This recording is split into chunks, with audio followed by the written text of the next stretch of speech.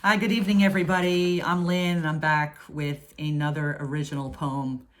I am so sorry that it took me so long to post this. I feel like I got ahead of myself a little bit, saying in one of the last two videos that I did about possibly reading two poems a week. And just like this year, this summer has been a little strange.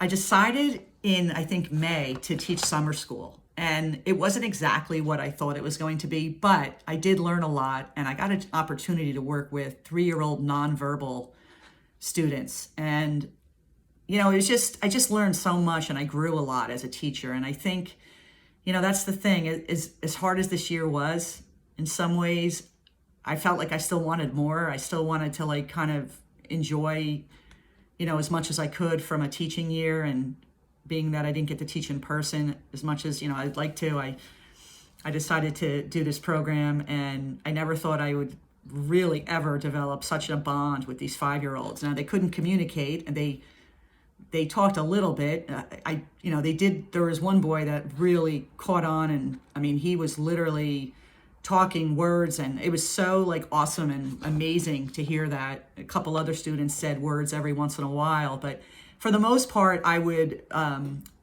describe their speech as a babble, but it was such a cute babble, and I would love to know what they were actually saying. And they were just, all of them, we had 5 boys, they were all so cute. And I don't know, it was a really great experience. I'm so glad I did it.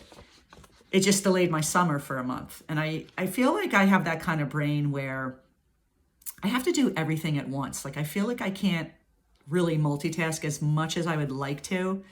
Like I was in summer school, so that took up, 5 hours out of the day. And then it was like I couldn't think about doing anything else. I was like trying to just rest and recover and then wait for the next day. But here I am reading an original poem, happy to starting tomorrow, begin my 4-week summer vacation.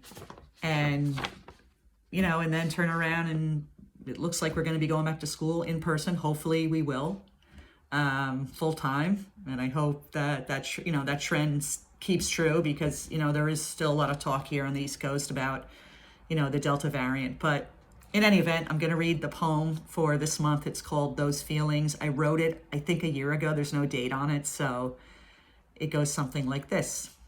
When my heart whispers to me what I knew all along, it wants me to see, wants me to see. When those feelings arise and I begin to realize that it's you, it's you. When it is time for me to believe the tug of my strings so casually, I hold the key, I hold the key. When my thoughts start to shift and I'm waiting for that first kiss, it's what I wished, it's what I wished.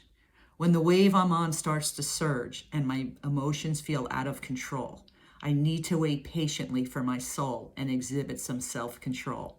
When it is time for me to believe the tug of my strings so casually, I hold the key, I hold the key.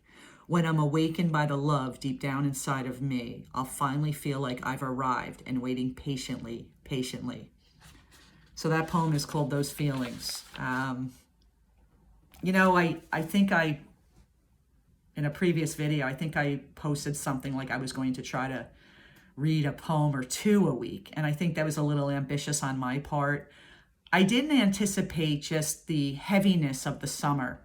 And, we can relate so well with Simone Biles, who this week, obviously withdrew herself from the gymnastics because she just wasn't feeling right. And I applaud her. I applaud her on so many levels. Here's this 24-year-old kid who's an amazing gold medalist, Olympic champion a few times over. And, it can't be easy for you to train and then take a year, Olympics were postponed for a year, and then try to pull it all together and then the following year have them. And I can't even imagine the roller coaster of emotions that she's been on, as well as the other athletes. But it just goes to show you how important your mental health is. As a health teacher myself, I teach about mental health. And, with this pandemic and the COVID and, the unknown and the uncertainty, I'm sure there are a lot of people out there like Simone Biles, who is just up and down and roller coaster and, not sure, are you in, are you out, are you up, or you're down? But just know that there are so many different ways to cope. Coping is dealing with it. finding a way. Now, it can be anything. It's so amazing to me, all the things that I'm learning each and every day. And I want to share that. I want to help others. I was an athlete most of my life. I'm not going to tell you I was that great. I was decent. I was average, above average in some sports. And I was a self-taught tennis player. And I also used to play paddleball when I was younger. And last night, I went out to dinner early, and then another friend said, "Hey, do you want to play tennis?" I was like, "Yeah, why not?" So we went out under the lights in the park and we played under the lights. And then it just so happened that there was a dad on the next court with his two sons, and they were playing tennis and something called pickleball. And I was like, I've heard of pickleball because people are talking about it now, but honestly, I don't ever remember playing pickleball. I played paddleball in a cage years ago when I was younger. So, it's kind of like exciting. Here I am, a sports person, and never have ever played pickleball until last night, and I'm 56. So, I think pickleball could be an amazing coping mechanism for me. It's something different. It's exciting. It's harder to learn. You're playing with like a paddle and like a wiffle ball, but it just seems like you have to smash it so hard. But you know what? I kind of like it. I liked it so much, I went on Amazon and I ordered a set so I can play more pickleball. And so I would just encourage you to, I don't know, get outside in nature more and just fill that time. All of the courts last night, they were all taken up. There were four. And there were actually people on it. And at 8 o'clock, I was just, in a nice way, I asked if, how long are you going to be? And a real nice young couple said, "Oh, we can play on the next court. We'll play doubles and we're almost getting ready." I was like, "Oh, thank you so much." That's just called common courtesy, right? Usually when you're on a court, you have it for an hour. And if there's someone waiting, then, you play and then you give them an opportunity. That's just what we call common courtesy.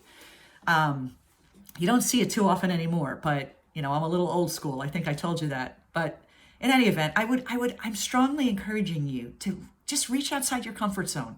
Try something new. Go for a walk in the park. There's so many things. I'm working on my house. I got a lot of projects around here that I'm working on.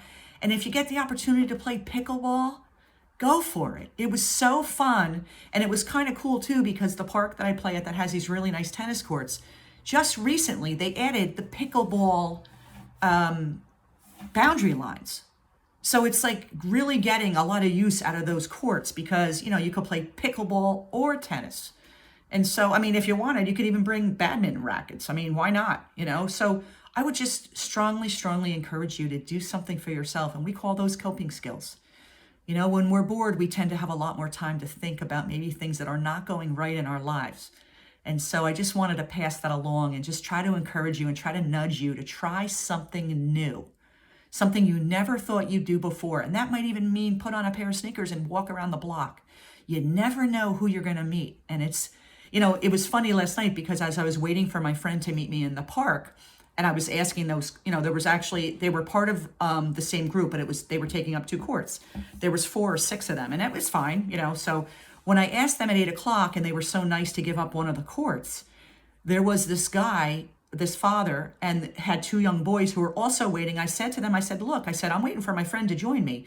Would you 3 like to warm up with me while I'm waiting for my friend?" I thought, that would be like a nice thing to do, right? So they didn't have to sit there and wait longer. And so we got on this court, and the father was super nice. His name was John, and I can't remember the boys' names, but they were so nice, and they were from our town, and, they were really good tennis players. And then John was so nice to explain to my friend and I, when we finally took out the pickleball, her pickleball rackets, he explained the rules to us. And I just thought that was so nice. I was nice to him. He was nice back, and, met a few more people. It just, I don't know. It's something to be said, people seem to be nicer. And I think that's awesome. So in any event, enough about my pickle stories, but I hope you liked the poem. I will definitely be posting next week. And I wish all of you a wonderful rest of your week and enjoy summer. If you have any questions or feedback, I would love to hear your feedback. I can be reached at Divine Timing, DIVINE Timing 21 @gmail.com. Take care, everybody, and stay safe.